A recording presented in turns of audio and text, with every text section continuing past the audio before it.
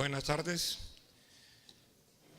Un placer estar nuevamente en estos simposios, cada año mejores, y siempre, como siempre, muy agradecido con nuestros amigos y amigas organizadores de este simposio internacional por la invitación.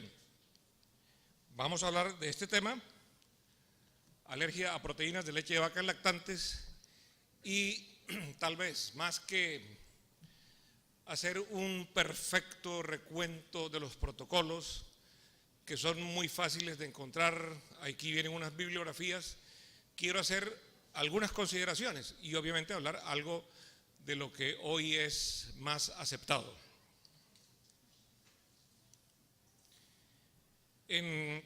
Las tribus indígenas nos suelen dar ejemplo a nosotros de lo que la madre naturaleza nos brinda y de lo que debemos hacer. En el caso de la lactancia materna es simplemente las madres lactar a sus hijos, a sus bebés, lactarlos por largo tiempo, y es el alimento que Dios ha puesto, el alimento que la madre tierra ha puesto, y es lo que es natural y no cabe duda que es lo que es mejor.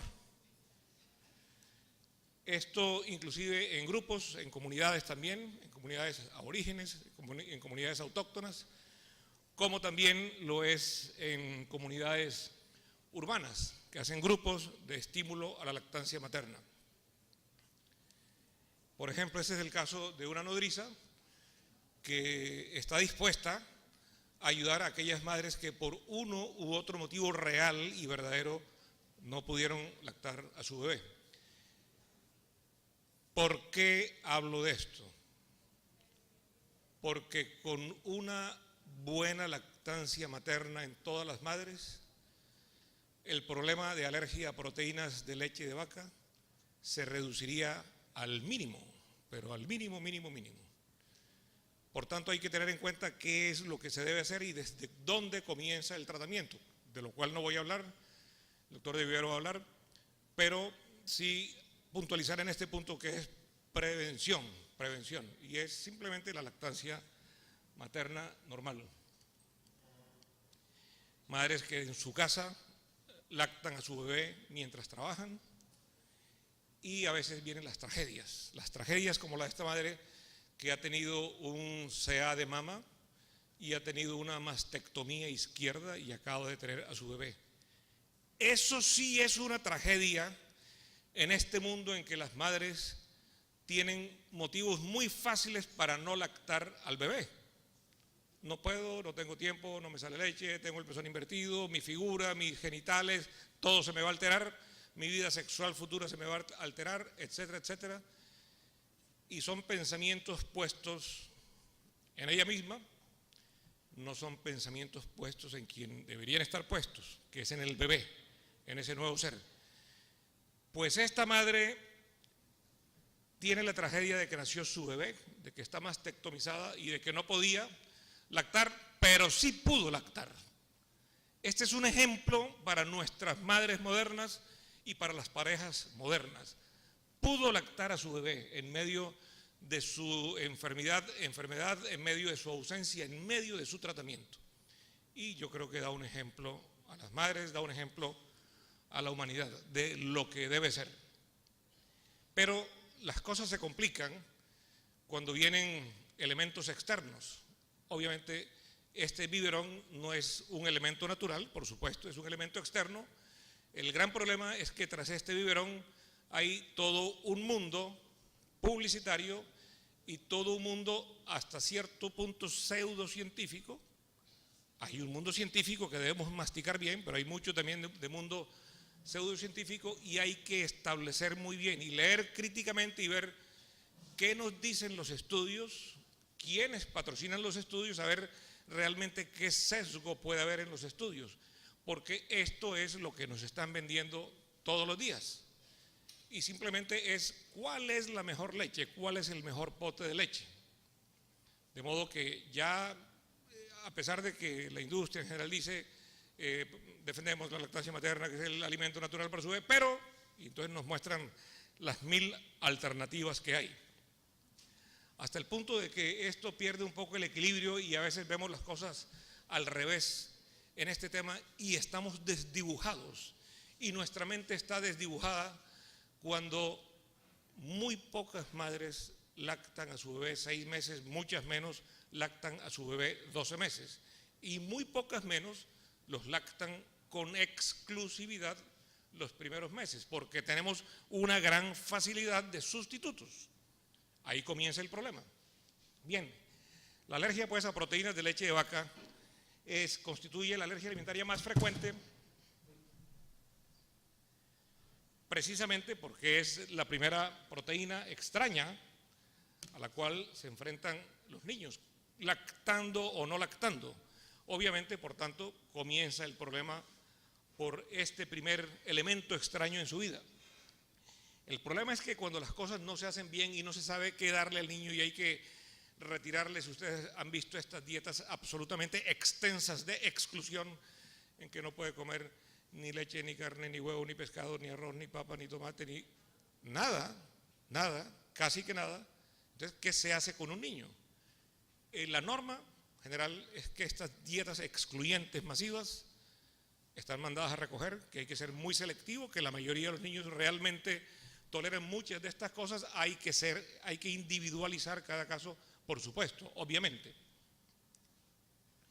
Bien, no existen pruebas diagnósticas suficientemente sensibles ni suficientemente específicas, pero existen pruebas sensibles y pruebas que tienen cierta especificidad. El elemento, digamos, más importante diagnóstico es la dieta de eliminación y las pruebas de provocación. Es el estándar de oro. En pocas palabras, ¿quién nos da el último resultado? El propio organismo, el propio bebé. Responde ante una leche, reacciona ante una leche, no reacciona. Pruebas de eliminación y provocación que se usan en la práctica diaria para establecer esto como último criterio diagnóstico y como el mejor criterio diagnóstico. La prevalencia puede estar desde menos de 1%, aquí está en 2% en este estudio, hasta un 7,5% en la población menor de 1 año de edad. Y hay un problema, y es el sobrediagnóstico. Este sobrediagnóstico es muy frecuente y me permiten caricaturizar un poco por el bien de todos y con todo respeto, ¿no? Pero está el médico en su consultorio, y a veces es el médico con frecuencia especializado en niños. Entra la mamá, doctor, ¿cómo está? Y la respuesta, su hijo es alérgico a la leche de vaca y no puede tomar leche de vaca y no puede tomar huevo y no puede comer. Y a veces hasta desde la sala de espera ya les van haciendo el diagnóstico casi que a priori. Miren, señores, es una caricatura, pero es cierto. El diagnóstico se hace con mucha frecuencia y con muy poco criterio. En mi consultorio es más frecuente tener yo el caso de niños que vienen con diagnóstico de alergia a proteínas de leche de vaca y que no lo son, y que les reintroduzco porque los criterios no son cumplidos, y les reintroduzco la leche y sin problema al mes llegan felices los padres y feliz el niño, más que el caso del niño verdaderamente alérgico a quien se le hace el diagnóstico. Yo personalmente diría que en ciertos sitios el sobrediagnóstico es mucho mayor al 15%, no sé cuál sea la experiencia en Cartagena. Bien, inclusive en los bebés alimentados exclusivamente con leche materna también puede haber alguna incidencia, aunque mucho más baja que en los niños alimentados con otro tipo de leches. Las manifestaciones clínicas en los distintos estudios están muy bien determinadas y son básicamente del tracto respiratorio digestivo de la piel, del tracto digestivo, perdón, de la piel y del tracto respiratorio. En antecedentes familiares y perinatales hay digamos, un riesgo que es el tener padres atópicos y o hermanos atópicos, donde en este subgrupo la prevalencia puede aumentar hasta un 40, 50, un poquitico más por ciento. Entre más cercano el antecedente, más posibilidad hay de que haya este diagnóstico. La dermatitis atópica se la ha identificado mucho con el problema de alergia a proteínas de leche de vaca, y aproximadamente un 30%, pueden ser en ciertos casos menos, en ciertos casos un poco más, de niños con dermatitis atópica pueden tener algún tipo de alergia alimentaria. Dentro de ellos, algunos pueden ser también alérgicos a proteínas de leche de vaca. Es tal vez una de las entidades que más se le identifica con alergia alimentaria. Y recordemos que estos niños desde muy tempranamente en su vida pueden comenzar a hacer manifestaciones alérgicas.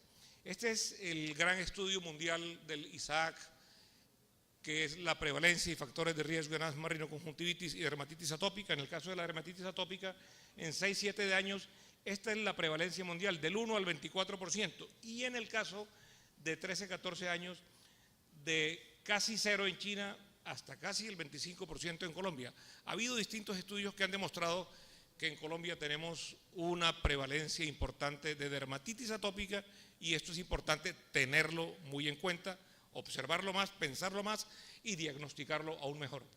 Habíamos dicho que este es el estándar de oro, el test de provocación oral, que idealmente debería hacerse doble ciego, pero en la práctica diaria se hace abierto y se ve, se le suministra al bebé y se ve la reacción. Hay que lógicamente tener una observación con el médico a bordo y un periodo de espera relativamente largo. Y hay un trío de exámenes que ojalá se hagan previamente a esto, que es la IgE específica, suero, el test cutáneo, que es el más fácil, más sencillo, más barato y más práctico y más rápido, y el test de parche para atopia. Estos tres tests pueden juntos suministrarnos un poco más de criterios de hacia dónde va la cosa, sin que nos den un diagnóstico 100% ni a favor ni en contra, pero realmente son una buena aproximación para efectuar un mejor diagnóstico. Este es un estudio interesante publicado en este mes. Este es del 2016, aquí está, abril 15 del 2016, hace una semana, con 53 pacientes con dermatitis atópica y donde se detectó alergia a leche de vaca en casi la mitad de los niños con el test de provocación oral. Interesantemente se hizo la comparación entre alérgicos y no alérgicos y en la IgE específica, en este estudio, no hubo realmente ninguna diferencia significativa entre alérgicos y no alérgicos.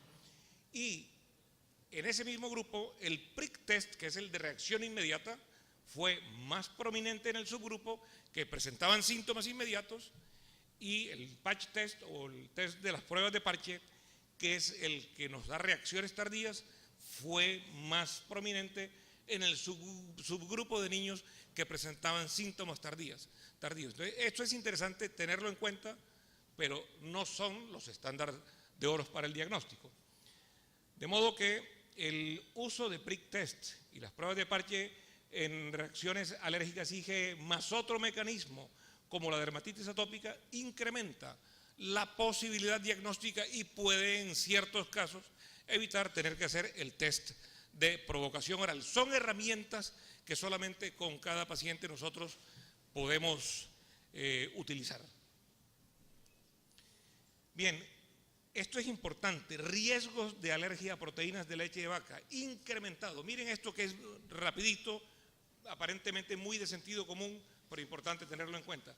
El riesgo aumenta 5 veces cuando la madre es atópica, 3 veces cuando la madre es mayor de 30 años de edad, 3 veces cuando se nace por cesárea, 10 veces cuando se nace por cesárea y además la madre es atópica, 3 veces cuando se recibe una fórmula tempranamente y 2 veces cuando se ha recibido lactancia por corto tiempo. Allí no especifica porque ellos revisan varios estudios. Puede ser 15 días, puede ser un mes, puede ser 2 meses, pero corto tiempo. Factores que aumentan el riesgo de alergia a proteínas de leche de vaca. Ninguna prueba diagnóstica disponible en la rutina clínica prueba o excluye por completo, pero hay que utilizar todo. Y lo primero que es, después de una muy buena historia clínica, es un examen clínico muy acucioso y ver síntomas de atopia, signos de atopia. Bien, entonces tenemos nuevamente las pruebas cutáneas, la IgE específica, las pruebas de parche, pero lo ideal es el estudio doble ciego controlado con placebo. Esto se puede hacer más en instancias investigativas. En la práctica diaria esto es muy engorroso, hacerlo requiere un buen personal, requiere mucho tiempo y a veces los estudios simplemente abiertos sirven cuando el paciente efectivamente presenta síntomas al suministrarle la leche o la proteína de leche de vaca. Bien, las formas más frecuentes, los síntomas digestivos más frecuentes son el vómito, la regurgitación, la diarrea sanguinolenta, en un estudio hecho en Colombia. Y los antecedentes en ese estudio, familiares y perinatales, fueron exposición temprana a proteínas de leche de vaca en casi todos los niños, 87%, que la madre tenga 30 o más años en las 3/4 partes de los niños, y atopia en 2 familiares de primer grado. O sea que hay una serie de riesgos que ya nosotros podemos ir midiendo. Pero miren esto, cuando esos pacientes fueron expuestos a proteínas de leche de vaca en la primera semana de vida, es un riesgo, y tristemente en las primeras 24 horas, más de la mitad de los niños ya son expuestos a, en pocas palabras, le dan biberón con una leche de fórmula. Bien, la cesárea. Este es un problema realmente importante porque cada vez se ve más la cesárea y uno como que ya cree recordar, hombre, sí, alguna vez existía algo que se llamaba parto vaginal normal. Hoy casi no se ve. ¿Qué pasa con la cesárea? Que el bebé no pasa en la cesárea, no pasa por el canal vaginal. El canal vaginal tiene una microbiota muy rica, muy variada, que todo bebé cuando nace por el tracto vaginal realmente queda de una vez en contacto, inclusive hasta por vía oral, con esta microbiota, que hace que su sistema inmunológico y su tracto digestivo reconozcan toda esta microbiota, y su sistema inmunológico responda, y por tanto sea un sistema inmunológico mucho más fuerte, mucho más potente, y sean niños mucho menos alérgicos, de paso con muchas menos infecciones. Este microbioma actúa en la luz, vamos a darle rápido, actúa a nivel del epitelio, y quedémonos un poquitico, actúa a nivel del sistema inmunológico, con todo el juego que ya hemos conocido de células B, células T, etcétera, etcétera, que es lo que se altera cuando la microbiota no es normal, y cuando entran proteínas de leche de vaca y entran libremente y comienzan a hacer todos los estragos inmunológicos que conocemos en estos niños con toda su clínica. De modo que en los 3 niveles hay esa acción: luz, epitelio, submucosa y el sistema obviamente inmunológico. La capa mucosa tiene las uniones muy juntas y las células epiteliales en muy buenas condiciones, gracias a las bacterias que están allí, las bacterias normales. Cuando esto se daña, miren todo lo que pasa: se daña la capa mucosa, se dañan las uniones, se daña la barrera epitelial. Bien,